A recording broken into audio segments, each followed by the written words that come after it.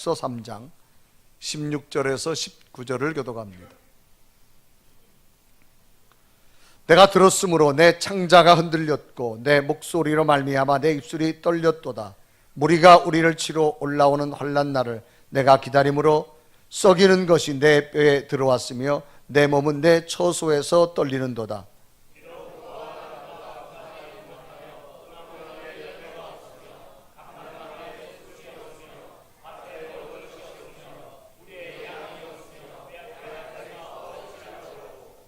나는 여호와로 말미암아 즐거워하며 나의 구원의 하나님으로 말미암아 기뻐하리로다.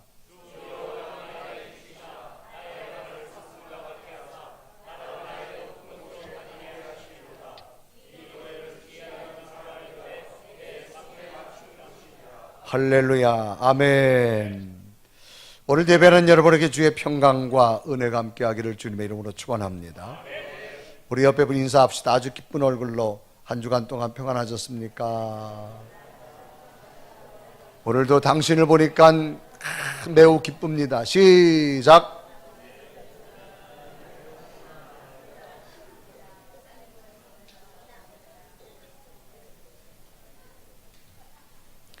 인사하는 모습들이 다 달라요. 그러니까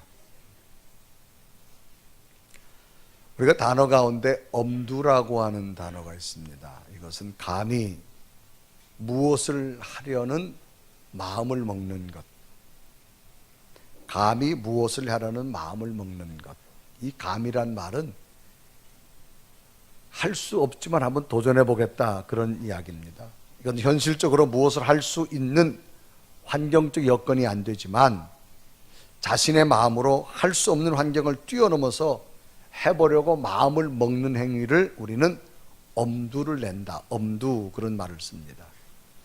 가령 이렇게 말할 수 있죠. 요즘 굉장히 김장철입니다. 김장을 하려니 뭐가 안 난다? 엄두가 안 난다, 그런 말을 해요. 자, 이 말은 뭐예요? 김장을 하려니 많은 김치를 해본 적도 없고 또 시간도 없고 나를 도와줄 사람도 없고 구체적으로 어떻게 해야 잘 몰라요. 그래서 우리는 김장을 하려니까 엄두가 안 난다. 그러면 엄두를 낸다는 말은 뭐예요? 한번 해보겠다는 겁니다. 많은 사람을 집으로 초대해서 식사 대접을 하려고 하니 우리는 엄두가 안 난다, 그런 말을 씁니다. 늘 작게 식사 준비하다가 많은 사람을 음식을 하려니까 경험도 풍부하지 않고 요리를 어떻게 해야 될지도 모르고, 그러니까 식사를 초대할 엄두가 안 난다. 그러니까 엄두를 낸다는 말은 한번 해보겠다고 마음을 먹는 것을 우리는 엄두를 낸다, 그렇게 말합니다. 그래서 이 엄두를 낸다는 것의 첫 번째 출발은 마음을 어떻게 먹느냐, 그 말이에요. 사람은 마음을 먹는다고 하는 게 참 중요합니다. 왜 그런가 하면 그것은 모든 것의 출발점이 되어지기 때문입니다. 그래서 한번 해보자, 엄두를 내면 사람은 시작하게 되어집니다.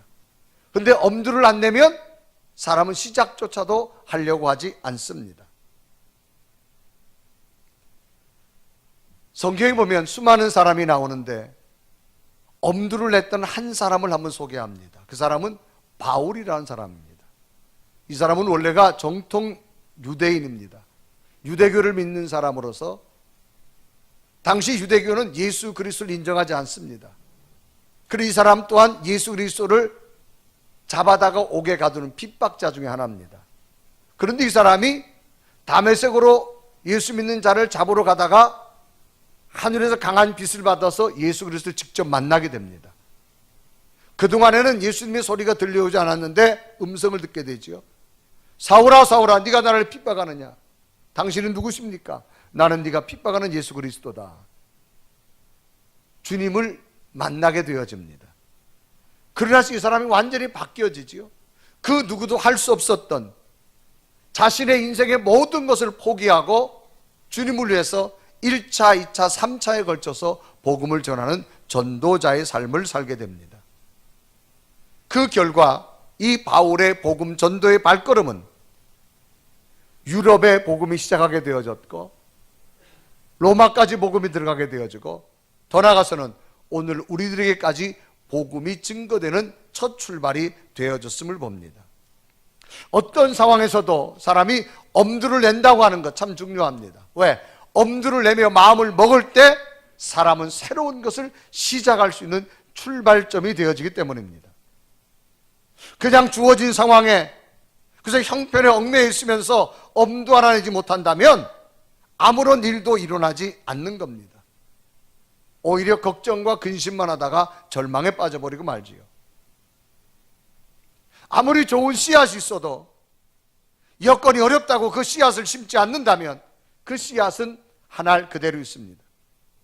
그러나 마음을 먹고 한번 심어보는 겁니다. 놀랍게도 싹이 나기 시작하고 꽃이 피기 시작하고 열매가 맺히는 결과를 보게 되어지지요. 그러면 하나님께서 믿음을 가진 자들에게 요구하는 것이 있다면 믿음을 엄두를 내보라 그 말이에요. 그 믿음이 뭐냐 그 말입니다. 그것은 하나님을 믿고 의지하는 거예요. 하나님을 믿고 의지하는 곳에 마음을 먹어보라 그 말입니다. 용어 해설을 보면 구약의 원어에는 아만이란 원어를 쓰는데 이것은 믿는다, 믿음, 신앙, 또 견고하다, 신뢰하다, 확실하다 이런 의미를 가지고 있습니다. 신약의 원어에는 피스티스라고 하는 단어를 씁니다. 믿다, 예수 그리스도를 믿는 진실함 그걸 말합니다. 그래서 구약과 신약 모두를 통틀어 믿음을 정의하면 하나님에 대한 인간의 의지 또는 하나님에 대한 전적 신뢰, 이건 어디서 시작되느냐? 우리 마음에서부터 시작됩니다. 이처럼 하나님에 대한 의지와 신뢰는 믿음의 가장 기본 틀인데 그 기본 틀을 유지하려면 반드시 수반되는 것이 있는데 그것이 뭐냐? 감사라고 하는 겁니다.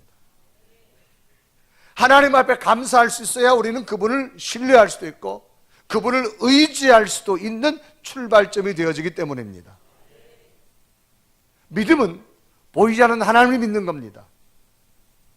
하나님을 스스로 믿는 영적 고백이기 때문에 하나님에 대한 감사의 마음이 먼저 있어야만 그 하나님을 신뢰할 수 있고 그 하나님을 의지할 수 있고 그 하나님에 대한 믿음의 틀을 세워갈 수가 있기 때문입니다. 감사란 말은 뭐냐? 고맙게 여기는 겁니다. 고마운 마음입니다. 하나님이 내게 먼저 고맙게 여겨져야 돼요. 그래야 그분을 신뢰할 수 있고 그분을 믿을 수 있고 그분을 의지할 수가 있는 겁니다. 그러므로 큰 믿음이란 뭐냐? 하나님이 내게 주신 고마움이 크게 느껴지는 거예요. 여러분, 큰 믿음은 다른 게 아니에요. 하나님이 내게 큰 마음으로 다가오는 겁니다. 그래서 하나님께서는 우리들에게 늘 요구하는 것이 뭐냐? 큰 믿음에 도전하라는 겁니다. 큰 믿음은 다른 것이 아니에요.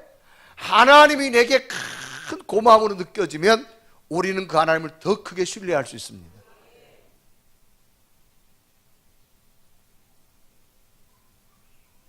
하나님이 원하시는 큰 믿음, 이 믿음의 하나님은 한번 엄두를 내보라 그 말이에요.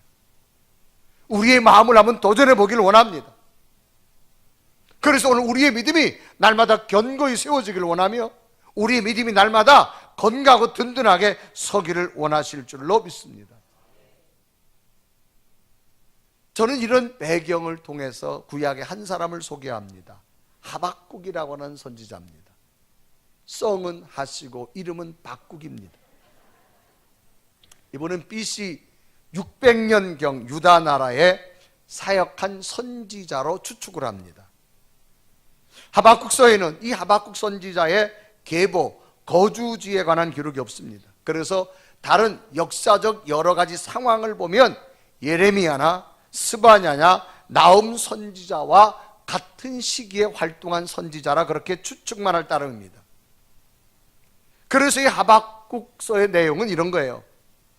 당시는 주변 강대국이 있습니다.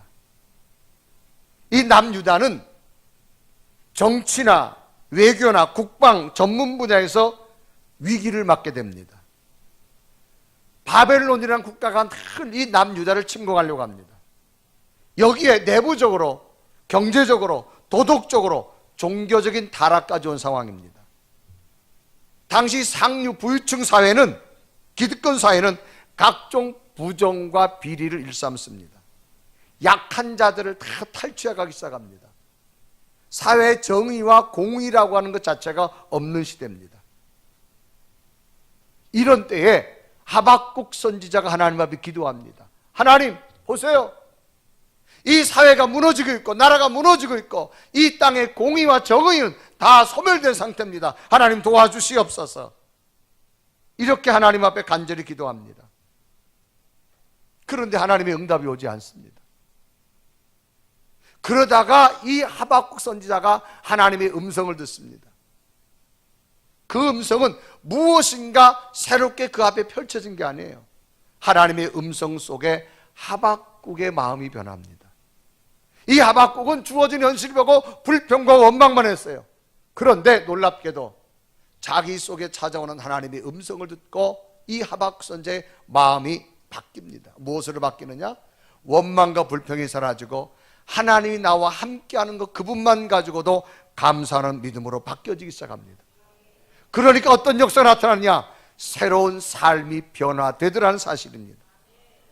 더 이상 돌이킬 수 없을 정도로 타락한 시대에 믿음의 사람이 믿음을 지키고 산다고 하는 자체가 어려운 시대지만 이때에 하박국 선지자 하나님 앞에 물음을 던집니다. 하나님 어떻게 해요? 그럴 때 하나님이 답변을 줍니다. 묻고 답하고 묻고 답하고, 그리고 하나님의 뜻이 전달되어지며 시와 찬양으로 고백되어진 것이 하박국서로 기록됩니다. 당시 현실적 상황으로서는 믿음 가진 자들이 자신의 믿음을 지킬 수 있는 상황이 어려운 시기입니다. 그런데 이들이 어떻게 해서 믿음을 지키게 되어졌을까? 그것은 바로 믿음을 지탱하는 가장 큰 틀은 감사의 마음의 고백이라는 사실입니다. 불평과 원망은 내 믿음을 소멸시키지만 감사는 내 믿음을 지탱하는 하나님과 관계 맺는 영적인 놀라운 출발점이 되더라는 사실입니다. 정말로 당시 현실적으로 보면 믿음을 가진 자가 어떻게 살아갈지조차도 모르던 그 시대에 누구도 할 수 없는 감사에 한번 이 하박국이 엄두를 냅니다. 마음을 먹습니다. 그런데 놀라운 사실은 그 감사의 믿음 위에 놀라운 역사가 임하더라는 겁니다. 그러면 이 하박국 선지자의 감사는 어떤 감사였는 걸 깨달으면서 하박국 선지자가 발견했던 하나님 안의 감사가 오늘 여러분에게 임하여서 어떤 삶의 모습이 힘든다 할지라도 감사 위에 더 큰 믿음을 세우시고 하나님의 기적이 여러분 있기를 주님의 이름으로 축원합니다. 그러면 하박국 선지자는 어떠할 때에 감사를 발견하게 되어졌을까? 첫째는 환난 가운데 감사했다는 겁니다.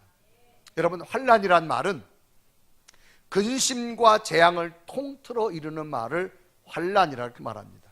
근심도 많고 재앙도 많고 그걸 환난이라고 말합니다. 그런데 이 하박국은 환난 때에 뭘 했느냐? 오히려 감사했다는 겁니다.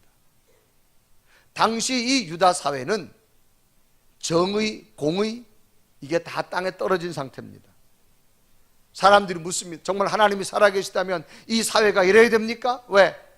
기득권자들이 너무나 포악한 그런 시대입니다. 불평과 원망이 가득 찰 수밖에 없는 시대입니다. 더 나아가서는 바벨론이라는 국가가 호시탐탐 남쪽 유다를 공격해 올려갑니다. 이 하박국도 늘 원망과 불평이 가득 찼어요. 그래서 말합니다. 하나님, 내가 이렇게 기도하는데 하나님 뭐해요? 좀 응답도 좀 하세요. 왜 응답도 안 해요? 하나님 앞에 하소연합니다. 납니다. 그 내용이 하박국서 1장 2절은 기록합니다. 여호와여, 내가 부르짖어도 주께서 듣지 아니하시니 어느 때까지니까? 내가 강포로 말미암아 외쳐도 주께서 구원하지 아니하시나이다. 아무리 기도해도 현실을 안 바뀌지는 거예요. 그런데 하나님의 음성이 들려옵니다. 네 속에 있는 믿음으로 말미암아 먼저 살아라, 그런 얘기입니다. 그래 하박국서 2장 4절에 말합니다. 보라, 그의 마음은 교만하며 그 속에 정직하지 못하나 의인은 그의 믿음으로 살리라. 네 속에 믿음이 있다면 네 그 믿음으로 먼저 무엇을 믿음을 찾으라는 얘기입니다. 하나님의 응답은 환경과 세상을 바라보고 살아가는 것이 아니라 내 속에 하나님을 얼마나 더 붙들고 살아가느냐가 중요합니다. 그래서 하박국 선지자가 의인은 믿음으로 살리라. 하나님, 내가 믿음이 있다고 말하면서도 불평과 원망이 너무 많았습니다. 내 속에 다시 하나님을 향한 믿음, 하나님을 향한 신뢰, 하나님을 향한 의지 붙들겠습니다. 그러려면 그 속에 무엇이 시작되어야 되는가 하면 감사의 고백이 시작되어짐을 깨닫습니다. 그래서 이 하박국 선지자는 그때부터 하나님, 이제부터 내가 마음을 바꾸었습니다. 주어진 현실이 바뀌어지지 않아도 환난과 고난이 와도 내 마음을 바꾸겠습니다. 나는 여기서부터 감사를 시작하겠습니다. 그래서 이 하박국 선지자는요, 환난 가운데서도 감사를 시작하게 되어집니다. 이런 분명한 마음의 변화, 믿음은 하박국 선지자의 중심된 신앙으로 자리 잡게 되면서 너무나도 분명한 감사의 사람으로 변하게 되어집니다. 무엇을 얻고 무엇을 얻지 못하고 삶이 좋고 삶이 나쁨이 아니라 환경을 초월한 하나님 안에서의 감사를 찾게 되어집니다. 이 하박국 선지자의 3장을 보면 당시 배경은 바벨론이라는 나라가 이제 곧 침공해야 한다는 소식이 들려옵니다. 당시 바벨론 국가는 아주 힘이 강대국입니다. 군대를 용맹하고 가는 곳마다 모든 나라를 굴복시켰습니다.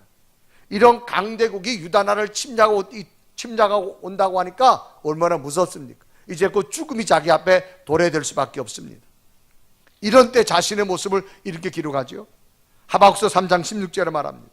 내가 들었은즉 내 창자가 흔들렸고 그 목소리로 말미암아 내 입술이 떨렸도다. 무리가 우리를 치러 올라오는 환난 날을 내가 기다림으로 썩이는 것이 내 뼈에 들어왔으며 내 몸은 내 처소에서 떨리는도다. 썩게 하는 것이 내 뼈에 들어왔다고 말합니다. 창자와 입술이 온몸이 떨린다고 말합니다. 왜? 죽음이 곧 내게 왔으니까. 예전 같으면 하박국 선지자는 원망과 불평을 해야 됩니다. 하나님이 계셔도 이런 일을 당해야 됩니까? 라고 말하지만 그러나 자신 속에 하나님을 붙들고 나니까 어떤 마음이 생기느냐? 하나님, 그러나 이런 상황이 온다 할지라도 나는 여기에서 감사하겠습니다. 그래 하박국서 3장 18절에 말합니다. 나는 여호와로 말미암아 즐거워하며 나의 구원의 하나님으로 말미암아 기뻐하리로다. 감사는 자신의 믿음을 지킬 수 있는, 또 지탱할 수 있는 가장 큰 원동력이 되어집니다. 오늘 우리에게 감사가 얼마나 남아있을까요? 감사와 믿음은 비례합니다. 감사가 크면 믿음도 커집니다. 감사가 작아지면 믿음도 작아집니다. 왜? 믿음은 하나님을 신뢰하는 것이기 때문에.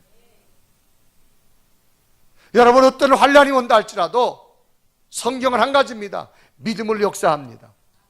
먼저 감사를 찾을 수 있는 여러분 되시기를 바랍니다. 미국의 역사 보면 역대 대통령 가운데 32대 루즈벨트라고 하는 대통령이 있습니다. 이분은 제일 처음에 부통령으로 나왔다가 낙선합니다. 슬픔을 맛보고 1년 후에 1926년입니다. 어린아이가 걸려야 되는 소아마비가 성인한테 온 거예요. 그래 갑자기 걷지를 못합니다. 홀로 설 수가 없습니다. 하반신이 마비됐습니다. 휠체어를 타고 다닐 수밖에 없습니다. 너무나 기가 막힌 처지입니다. 아니 어떻게 어린아이가 걸려야 될 소아마비가 성인에게 찾아온 겁니다. 이제 루즈벨트는 모두가 끝났다고, 정치 인생이 끝났다고 말하고 수많은 사람이 떠나기 시작합니다. 정말로 좌절할 수밖에 없는 상황이지요. 그런데 휠체어를 타면서도 루즈벨트는 달랐습니다. 그는 자기의 찾아오는 현실을 이렇게 고백합니다. 하나님, 지금까지 정치의 탄탄대로를 걷던 저에게 이제 내 자신과 불우한 이웃을 돌아볼 수 있게 하셔서 감사합니다. 비록 정치 일은 못하지만 이제부터 내가 하나님의 일을 하기 시작하겠습니다. 그러므로 하나님 감사합니다. 오히려 불우한 환경 가운데 감사를 선택합니다. 그리고 목적을 세웁니다. 자신의 재산의 3분의 1을 털어가지고 재활 치료가 없던 시대에 재활센터를 차리게 됩니다. 본인을 위해서도 그랬지만 더 나아가서는 자기처럼 이렇게 걷지도 못하는 수많은 사람들의 몸을 재활하기 위해서 재활센터를 만들기 시작합니다. 그리고 남을 섬기기 시작합니다. 그리고 끊임없이 기도하며 하루하루 그는 감사를 고백합니다. 그러나 그 속에 꿈은 아직도 못 이루어서 하나님, 그러나 나를 다시 이렇게 세워주셔서 이 나라의 대통령이 될 줄 믿습니다. 현실은 불가능하지만 감사하니까 꿈이 생기는 거예요. 그래서 늘 앉아서도 연설을 준비하고 있습니다. 7년이란 세월 동안 얼마나 힘들게 지냈는지 모릅니다. 후에 일어서게 되어졌고 뉴욕 주지사 선거에 당선하게 되어지고 후에 4년 후에 미국 32대 대통령이 되어지고 미국 역사상 4선의 대통령이 되어진 것은 바로 루즈벨트 대통령밖에 없습니다. 특히 미국이 경제공황을 겪을 때 루즈벨트 대통령은 그 쓰러져가는 미국을 다시 일으킨 위대한 대통령으로 남게 되어진 것을 봅니다. 하반신이 마비된 환란의 자리에서 낙심하고 좌절할 수 없지만 그는 감사를 선택했습니다. 그런데 오히려 그 감사가 환란의 때를 일어서게 하고 기적을 만드는 출발이 된 줄 믿습니다. 환란 가운데 감사 누구나 할 수 없습니다. 그러나 내 속에 하나님이 있으면 하게 될 줄로 믿습니다. 하박국 선지자는 국내를 보나 국외를 보나 국내는 다 부패됐고 국외는 바벨론의 침공이 옵니다. 뼈가 막 썩어 들어간다고 표현할 정도입니다. 그런데도 그는 감사를 선택했을 때 하나님이 새로운 역사를 주심을 기억하시며 환란이 왔습니까? 그래도 감사를 찾으십시오. 하나님이 여러분 손을 붙잡아 주실 줄로 믿습니다. 두 번째로 이 하박국은 없는 가운데서도 감사했습니다. 우리가 삶이 힘들다라는 말을 많이 합니다. 왜 그럴까요? 없는 게 많아 그래요.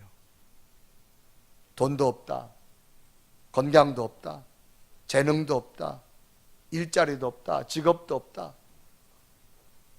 그런데 놀라운 것은요, 사람들은 없으면 없다를 먼저 하는데 이 하박국 선지자는 없는 가운데서도 뭘 선택했느냐? 감사를 선택합니다. 오늘 보면 17절을 보면 없다란 말이 한 절에 참 많이 나옵니다. 하박국 3장 17절을 읽어볼까요? 비록 무화과 나무가 무성하지 못하며 포도나무에 열매가 없으며 감람나무에 소출이 없으며 밭에 먹을 것이 없으며 우리의 양이 없으며 외양간에 소가 없을지라도, 이 성경 한 절에 없다란 말이 6번 나옵니다. 여기 없는 것은 그냥 있어도 되고 없어도 되는 게 아닙니다. 농경사에 반드시 필요한 식량입니다. 무화과나무, 포도나무, 감람나무는 이스라엘 사람들에게 식량과 같은 나무들인데 여기 열매가 없는 거예요. 또 양과 소는 유목민들에게 경제권입니다. 이게 없다는 거예요. 오늘 말하면 먹을 것도 없고 쓸 돈도 없다 이 말입니다. 너무나도 기가 막힌 상황임에도 불구하고 하박국 선지자는 뭘 선택하느냐? 감사를 선택합니다. 그래서 그는 나는 오히려 하나님 때문에 기뻐하고 즐거워한다고 말합니다. 기쁨과 즐거움은 감사하는 자에게 주시는 하나님의 선물이기 때문입니다. 우리 하박국서 3장 17절, 18절을 다 함께 한번 읽어보겠습니다. 시작. 비록 무화과 나무가 무성하지 못하며 포도나무에 열매가 없으며 감람나무에 소출이 없으며 밭에 먹을 것이 없으며 우리의 양이 없으며 외양간에 소가 없을지라도 나는 여호와로 말미암아 즐거워하며 나의 구원의 하나님을 말미암아 기뻐하리라. 아멘. 기쁨과 즐거움은 감사하는 자에게 주시는 하나님의 선물입니다. 여러분 즐겁고 기쁜 삶을 살기 원하세요? 감사하세요. 그 마음에 여러분 감사할 수 있는 마음을 한번 엄두를 내보시라 그 말이에요. 그러면 하나님께서 즐거움을 주실 것이고 기쁨을 줄 줄로 믿습니다. 본인의 속에 원망만 불평만 가득 채워놓고 주여 내게 즐겁고 기쁘고 행복한 날을 주시옵소서. 될 수가 없습니다. 여러분.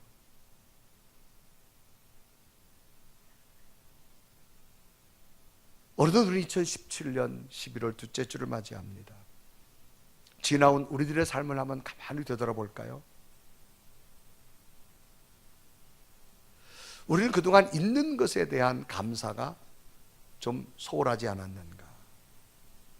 우리는 이런 생각합니다. 있는 것은 당연하다고 생각합니다. 그런데 당연한 건 제쳐두고 없는 것만 찾아다니면서 불평하고 원망합니다. 여러분, 있는 것 당연한 거 아니에요? 하나님이 우리에게 주신 은혜입니다. 여러분, 오늘 걸을 수 있는 거 감사하시고요, 음식을 드실 수 있는 거 감사하시고요, 만질 수 있는 거 감사하고 볼 수 있는 거 감사하십시오. 지금도 수많은 병원에 가보십시오. 수많은 사람이 누워있으면서 걷고 싶고 만지고 싶고 음식 먹고 싶고, 다시 그거 걷고 음식 먹고 보고 손으로 잡으려고 수많은 돈을 들이면서 그 고생스럽게 치료 중에 있지 않습니까? 그런데 우리는 당연한 걸 너무 우습게 여깁니다. 여러분, 당연한 거 아니에요. 하나님 주신 선물입니다. 그런데 우리는 없는 것만 찾아다니면서 이상하게 이것도 없고 저것도 없고 이것도 없고 저것도 없고 없는 것 찾아다니면서 불평과 원망을 일삼는 우리의 모습이 아니었는가라고 하는 겁니다. 여러분, 당연한 것은 없습니다. 하나님이 여러분에게 준 선물인 줄로 믿습니다. 제가 이번 주는 한 분을 만났어요. 60대 되신 분인데, 이분이 그래요. 목사님, 기도 좀 꼭 부탁드릴게요. 그래요. 왜 그러시냐 하니까,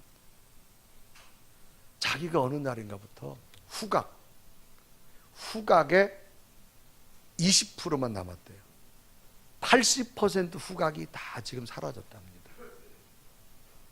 왜 그러냐니까, 병원을 갔는데, 대형 병원 갔는데도 원인을 못 찾는데, 원인을 못 찾으니까 뭐도 못하느냐, 치료도 못하는 거예요.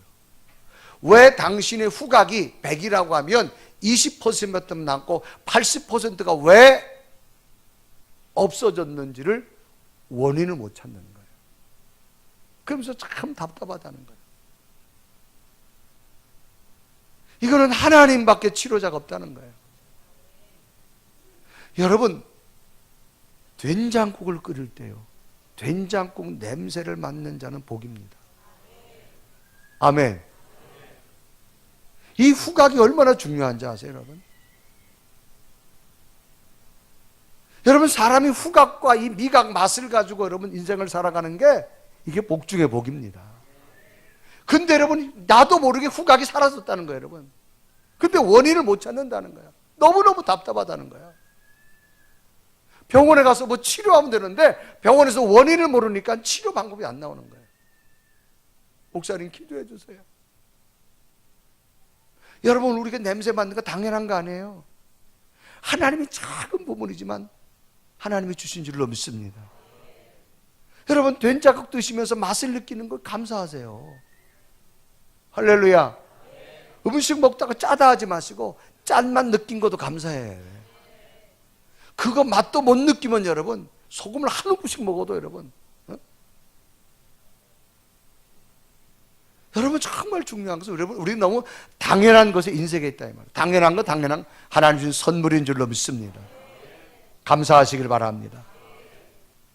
그래서 하나님의 큰 은혜 가운데 하나가 뭐냐? 적당함이에요. 적당함. 하나님 우리에게 적당한 은혜를 주셔요. 여러분, 몸의 온도가 적당해야 돼요. 우리의 몸의 적당 온도보다 조금만 높거나 조금만 저체온이 되면 몸은 정상이 될 수 없습니다. 그래서 병원에 가면 제일 먼저 하는 게 체온을 재잖아요. 체온을 재보고 의사가, 이분이 지금 저체온증이야 고체온증이니까 뭐 때문에 몸의 온도가 바란스가 적정선이 무너졌는가, 그 말이에요. 이 자연도 여러분, 자연이 파괴되니까 온도를 잃어버렸어요. 그러니까 이상기후 현상이 막, 우리 몸도 마찬가지로 여러분, 온도를 잃어버리면 우리 몸의 장기는 그 적정 온도에 따라 움직여야 되어 있는데, 온도가 떨어지거나 온도가 높으면 장기의 모든 기능이 이상 반응 현상을 일으킨다. 그래서 질병이 생기는 거예요.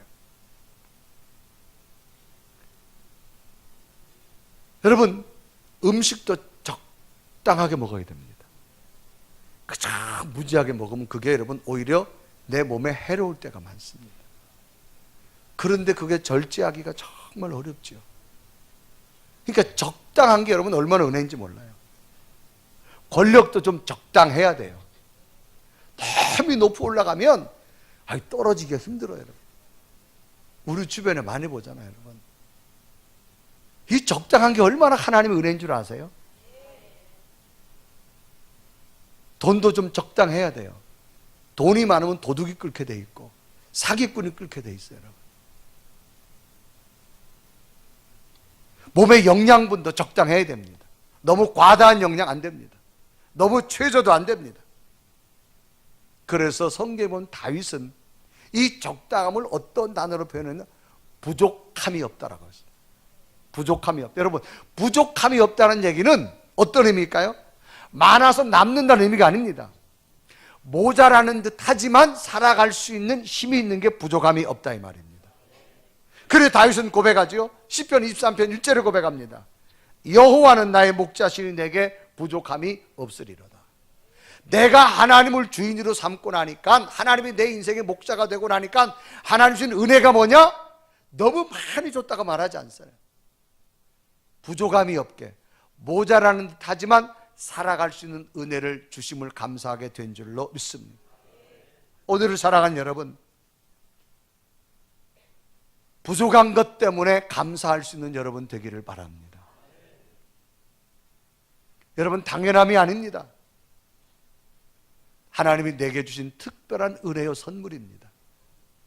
그러므로 오늘 우리가 없는 것 가지고 불평할 것이 아니라 없는 것 가운데서도 감사할 수 있는 그런 은혜가 있기를 바랍니다. 마지막으로 그러면 이 하박국은 환난 중에서도 없는 것 가운데 감사할 수 있는 원동력이 뭐냐? 하나입니다. 하나님 때문에 감사했다는 겁니다. 환경을 보고 감사하는 것이 아니라 하나님으로 인해서 그는 감사했다는 겁니다. 오늘 하박국 3장 18절에 이렇게 하죠. 나는 여호와로 말미암아 즐거워하며 나는 구원의 하나님으로 말미암아 기뻐하리로다. 나는 무엇이 있고 없고가 아니라 내 속에 하나님이 함께함으로 그것 때문에 기뻐하고 즐거워, 그것 때문에 감사할 수 있는 능력이 생겼다라고 말합니다. 감사의 기준은 어떤 조건과 환경에 둔다면 그 감사는 쉽게 무너져 버리고 맙니다. 그러나 감사의 기준이 하나님이 되신다면 그 감사는 어떤 상황에도 넘어지지 아니하고 더 큰 감사를 만들어낼 수 있는 능력이 생기는 겁니다. 오늘 예배하는 여러분, 믿음은 그 믿음을 지탱하고 있는 큰 기둥이 있습니다. 그 기둥이 뭐냐? 바로 감사입니다. 건물을 지탱하는 기둥이 있습니다. 기둥이 무너지면 건물이 무너지듯이 우리의 믿음을 지탱하고 있는 것이 뭐냐? 감사입니다. 감사만큼 믿음이 생기는 겁니다. 환경을 뛰어넘을 수 있는, 하나님 때문에 감사할 수 있는 믿음이 되시기를 바랍니다. 이번 주에도 전주에 있는 통합측 장로교에 산 여자 권사님을 만났습니다. 이분은 김순자 권사님이라고 하는 분이에요. 올해 이제 60세가 됐는데요. 이분은 13년 전에 유방암이 걸려서 유방을 완전히 절개했습니다. 한쪽을. 그리고 3년 뒤에 위암이 생겨서 위 3분의 1을 절개했어요. 그리고 최근에는 3년 전에 폐암이 생겨가지고, 근데 이 폐암도 다발성 5개의 암덩어리가 폐에 있는데 다발성, 그러니까 어떻게 이건 방법이 없답니다. 그래서 서울대병원에서 유방암 절제 수술도 하고 위암 절제 수술도 하고 이제 폐암도 치료하는데 문제는 이분에게 맞는 약이 없답니다. 항암 투여가 안 된대, 이 사람은. 항암도 종류가 여러 가지 있나 봐요. 그런데 이분에게 맞는 투여될 약이 없답니다. 그러니까 그냥 살아가는 거예요, 지금. 그러니까 병원 가면 의사가 할 수 있는 게 없다 그런대요. 그런데 놀랍게도 병원에 가면 좀 줄어들었네요.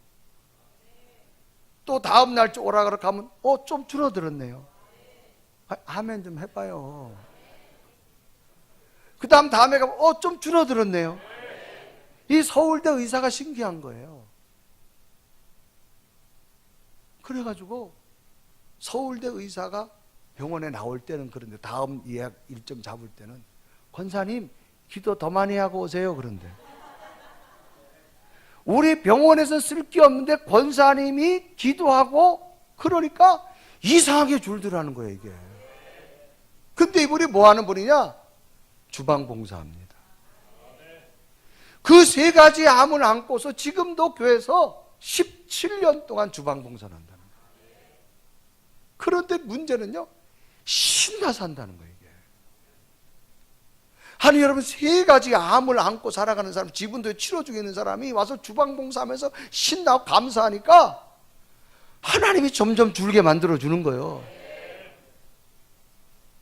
그래서 이분은 가가지고 목사님 매운탕 드시고 싶으세요? 매운탕 끓여. 비빔밥 듣고 싶으세요? 비빔밥 만들어. 17년 동안 주방봉사를 토마토가지고 한다는 거예요. 제가 그분을 만나고요, 얼마나 제가 은혜가 되든지. 아니 이런 분도 감사하고 살아가는데 이분은 생명이 언제 끝날지도 몰라요. 그런데 감사하고 사니까 줄어들고요, 감사하고 사니까 줄어들고요, 또 줄어들고요. 그러면서 의사가 그런다. 권사님 기도 더 많이 하고 오세요. 여러분, 기도는 누가 하는 줄 아세요? 감사할 수 있는 자가 기도하는 거예요. 오늘 우리에게 필요한 게 뭐예요 여러분? 당연한 거 없어요. 하나님 주신 선물이에요. 지나간 한 해 내 생각대로 일이 안 될 수도 있어요. 내 뜻대로 안 될 수도 있어요. 그래도 감사하세요.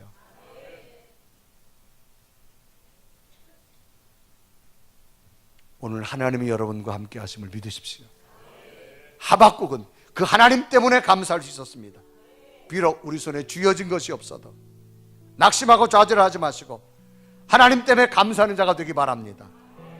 도전하는 자가 큰 꿈을 이루듯이, 엄두를 내고 해보겠다는 사람이 큰 꿈을 이루듯이 감사할 수 있는 자만이 감사 열매를 얻게 됩니다. 다시 한번 여러분 삶을 뒤돌아보시면서 잃어버린 감사를 찾으시고 더 큰 하나님의 기적이 여러분에게 임하기를 주님의 이름으로 축원합니다.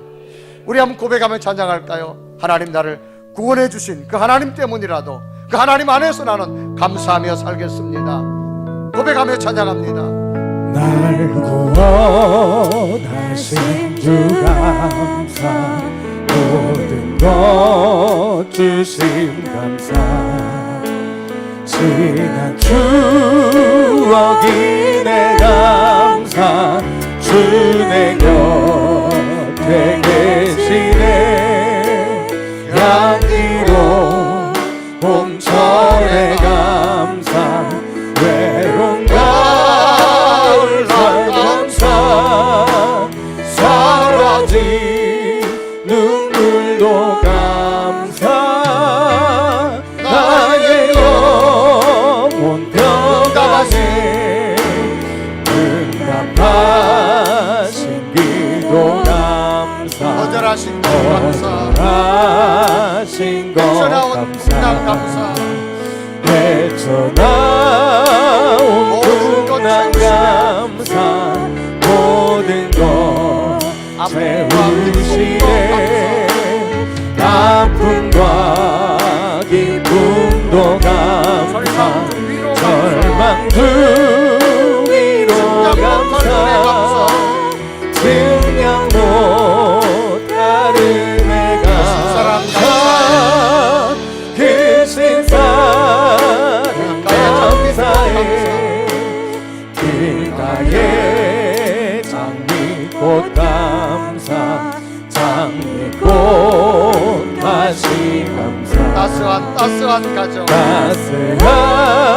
따스한 가정, 희망 주신 것 감사, 기쁨과 슬픔도 감사, 하늘 평안을 감사, 내일의 희망을 감사, 영원 가만히 감아보세요. 어느덧 2017년 11월 둘째 주를 맞이합니다. 우리의 지나온 시간을 가만히 되돌아보면 우리는 당연한 것을 당연하게 여길 때가 참 많았습니다. 당연한 것은 당연한이 아닙니다. 하나님 주신 선물입니다. 그런데 우리는 없는 것만 찾아다니면서 이것도 없고 저것도 없는 것 때문에 불평하고 원망한 삶이 얼마나 많았습니까? 하나님, 부족함이 없게 주신 은혜 감사합니다. 때론 내 생각과 뜻대로 되어지지 않는다 할지라도 하나님은 돌아가게 하실 겁니다. 피할 길을 주신 겁니다. 넘어갈 길을 주신 겁니다. 그 하나님 앞에 감사할 수 있는 믿음의 고백이 하나님 우리 속에 있게 하여 주옵소서. 건강 주신 거 감사하고, 가정에 평안 주신 거 감사하고, 자녀들 건강하고 감사하고, 오늘 먹을 거 있어 감사하고, 오늘 내가 눈 뜬 거 감사하고, 할 일 있어 감사하고, 믿음 주신 거 감사하고, 주여 하나님 때문에 감사할 수 있는 믿음이 내 속에 다시 고백될 수 있도록 이 시간 우리 마음에 다시 한번 감사의 엄두, 감사의 마음을 가질 수 있는 용기를 허락해 주시옵소서. 행여나 우리가 불평과 원망이 많았다면 주여 이 시간 쏟아내겠습니다. 없애버리겠습니다. 하박국처럼 다시금 환난 가운데서도, 없는 것 가운데서도 감사하겠습니다. 하나님 때문에 감사하겠습니다. 이 믿음을 내게 다시금 부어주셔서 오늘 감사의 고백이 내일에 더 큰 기적이 되게 주옵소서.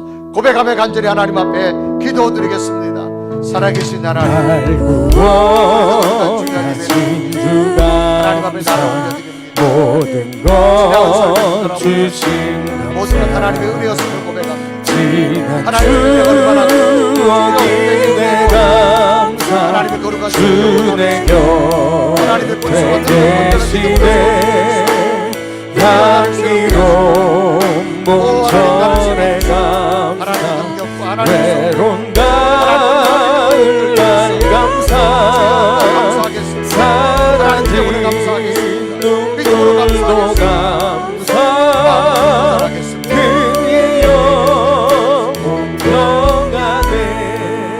우리 다 같이 두 손을 가슴에 댑니다. 살아계신 하나님, 우리 마음 깊은 곳을 살펴봅니다. 얼마나 감사하고 살았는지요. 하나님이 주신 것 당연하게 여기며 그 감사를 잃어버린 내 모습 용서하여 주옵소서. 말할 수 없는 하나님의 은혜였음을 고백합니다. 당연한 것이 아니라 하나님의 선물이었습니다. 여기까지 살아오는 동안 건강 주신 하나님, 가정에 평안 주신 하나님, 자녀들에게 건강 주신 하나님, 삶의 일을 주신 하나님, 먹을 것 주신 하나님, 너무너무 감사합니다. 하나님 때문에 감사를 고백하며 앞으로 다가올 미래에 더 큰 감사의 기적을 보게 하여 주옵소서. 환난이 왔어도 감사하게 하시고 없는 것 가운데서도 부족함 없이 채워준 하나님 앞에 감사의 믿음의 고백이 다시금 내 속에 엄두, 마음의 결정과 도전이 되어져서 하박국처럼 하나님 붙들고 승리하는 복된 성도들 되게 하여 주옵소서. 예수 그리스도의 이름을 간절히 기도드리옵나이다.